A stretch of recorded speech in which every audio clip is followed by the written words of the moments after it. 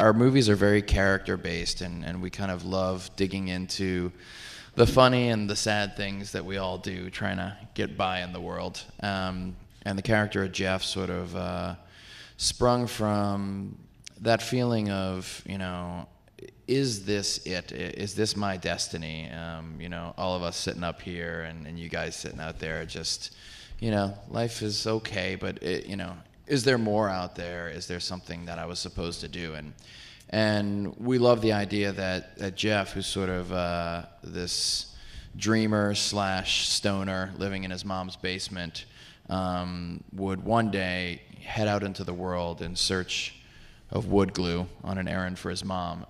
And because he pays such minute detail and attention to detail, he starts to discover that the universe may be sending him signals about his destiny. When you look at the forms of what people do on a film, you know, they have this job and you do this and this is what you say when you do this. But for Mark and me, directing a movie or really doing anything creative, it's all about just reacting to the piece of art that you're making and making decisions about what you want to see next. I mean, that's really the critical question that we always ask ourselves is, what do we want to see next? Whether we're writing it, whether we're shooting it, whether we're editing it. And, you know, everything is a negotiation between us and sort of looking at what we're creating and then deciding about it. I would love to believe that we are some sort of progenitors of a movement that people are borrowing from.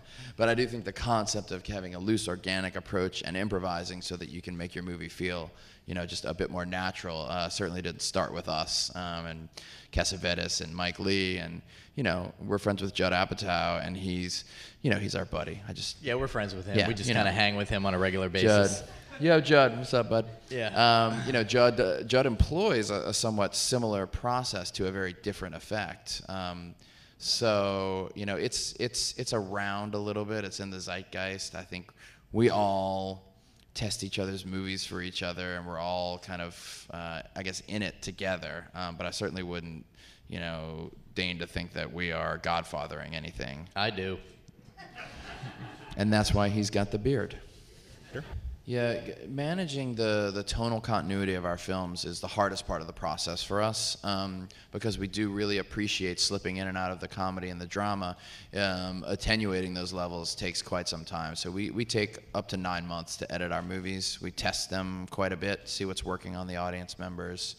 And while we don't necessarily shoot options per se, while we're improvising, we explore a lot of different roads, and that saves us in the end from having to do a lot of reshoots because, you know, as strict as Jay and I are about the shooting process being a certain way, when it comes to post-production and it comes to editing, we're very much a follow-the-leader type editors. You know, we want people to like our movies and understand them. You know, we don't believe in just like, you know, auteurish bullshit where it's like, I love this film and then no one, you know, it's like, I made this film for myself. Yeah, like, no, I really want some people to enjoy the film, you know? Yeah, I mean, I think Mark and I were on a family vacation and we went and saw Raising Arizona in, what was it, 87? Yeah. Something like that. And it was the first movie where I think we realized that a human being made a movie. Like, we just thought they came piped in over cable. We're just like, wow, it's cool that these things just kind of plop down from heaven because it makes us real happy.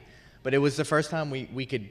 You could see the puppet string. Yeah, you could feel that someone made these decisions and this came from personalities. We could almost feel the personalities of the filmmakers. And so, unfortunately, that set us off on a horrible course of trying to emulate the Coen brothers for about 12 years and failing miserably. And then we ended up just kind of accidentally making fun of ourselves on film, and, you know, that's what this turned into.